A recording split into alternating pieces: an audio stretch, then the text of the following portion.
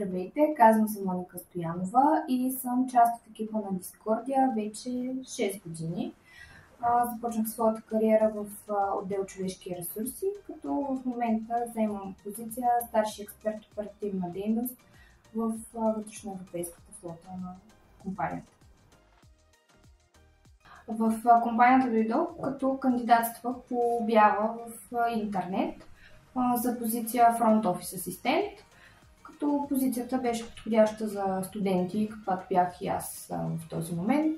Предлагаше растеж, развитие в компанията, след натрупване на необходимия опит и знания. Това беше напълно подходящо за мен за този момент.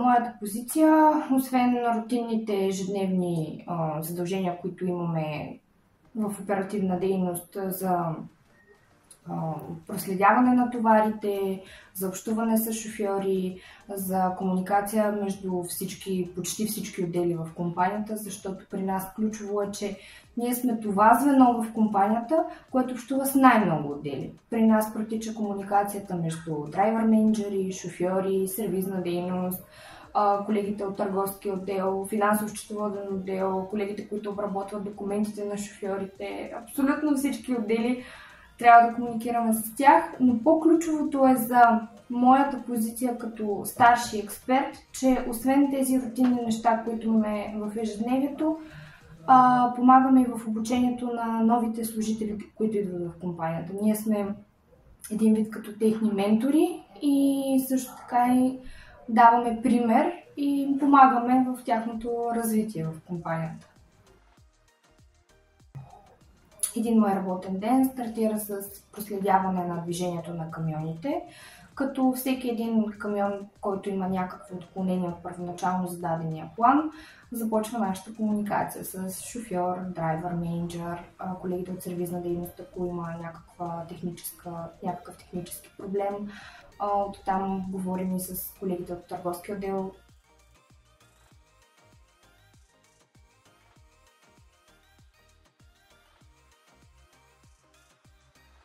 Примерно имало забавяне с товаренето предишен ден, може да трафик на пътя, катастрофа, може да има някакъв технически проблем камиона, може да има забавяне на митница, имаме такива допълнителни адреси, от които дали ще дотоварваме стока, дали ще взимаме някакви документи оттам, просто някакво забавяне, което се отразява.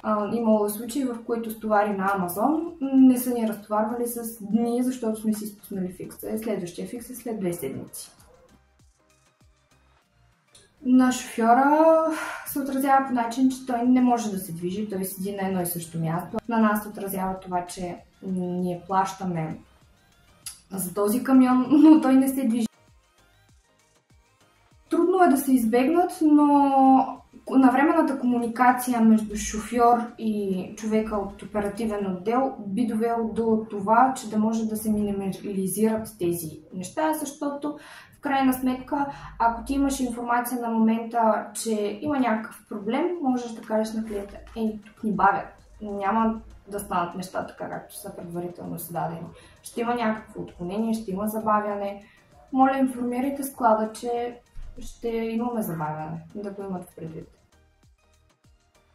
Най-големите предизвикателства са това, че ти трябва да вземеш бързо и навременно решение за създадена ситуация по начин, по който да има най-малки негативни влияния върху нас. Глоби, реализиране допълнителни километри, неустойки, също така забавяне дори на този камион. Това е ключовото. Ти да можеш бързо и своевременно да отреагираш за всеки един проблем, който се създава.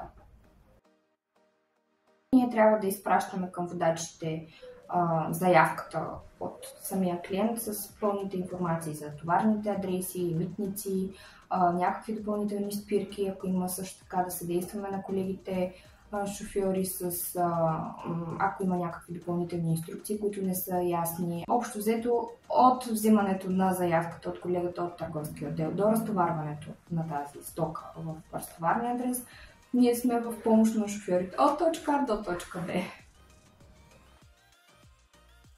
Информацията относно товара, като митници, фериботи, пристанища, от които минават, ако има граници, нали, както примерно в Швейцария.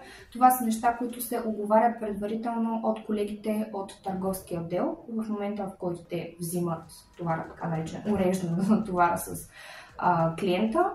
Оттам насетне те изпращат тази информация към нас. И ние вече в синтезиран вариант заедно с товарните адреси, митници и допълнителни специфики изпращаме в тестови формат на шофьорите. Общувам, разбира се. Бих казала даже, че нашия отдел е отдел, който общува най-активно с шофьори, защото при нас комуникацията е ежедневна за мен, за моята позиция.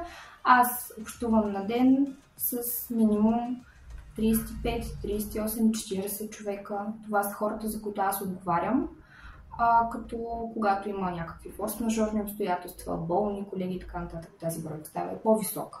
И се стремим тази комуникация да бъде една система, защото можем по-бързо да отреагираме и да приоритизираме проблемите, защото, примерно, даден водач има необходимост от координати на разтоварен адрес, само че той има 2 дни път до разтоварния адрес.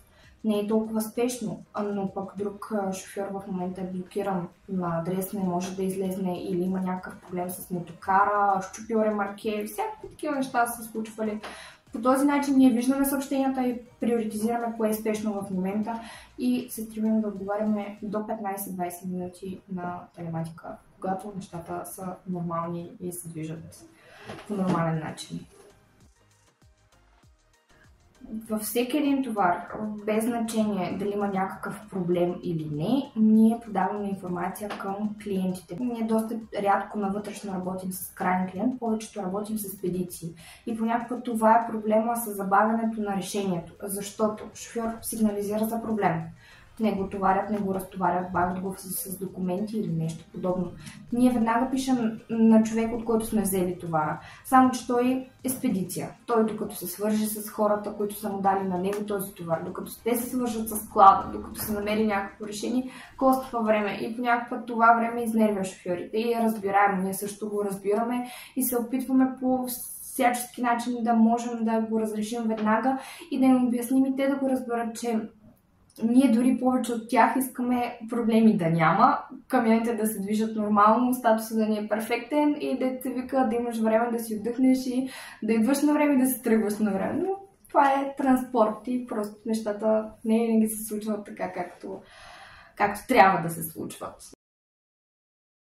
В случаи с позитивна развръзка имаме доста и интересни, и смешни, но такива, които на мен правят впечатление, е точно начинът, по който когато ние с шофьорите работим заедно като екип. Пример, точно с един товар на Амазон. Бяхме изпуснали доставката, бяхме ни забавили на адреса и съответно аз сигнализирам на клиента, че няма как да спазим тази доставка. И му казах, няма как, моля ви се запазете за следващия ден, за еди колко си часа. Само че тяхната система казва, не можем да ви запазим. Говорих с шофьора и попитах, нека да отидем, да видим какво ще стане там. Шофьора се оказа, че говори перфектно немски, беше говорил с хората от адреса, беше ги почерпил кафе и бях се заговорили, беше обяснил откъде е, че е българин, че работи за нас, нали.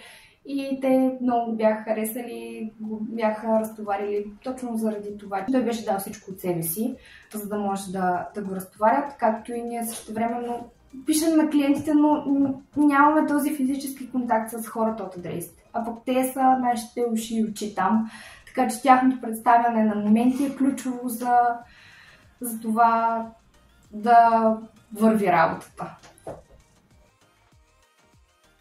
Абсолютно бих препоръчала, защото Дискордия е място, което дава изключително много възможности, както за растеж, така за развитие, така и дори за обогатяване на самия себе си, защото ти дори, примерно, започвайки работа в един отдел, не е гаранция, че не ти доставя удоволствие. Не е това, което искаш да правиш.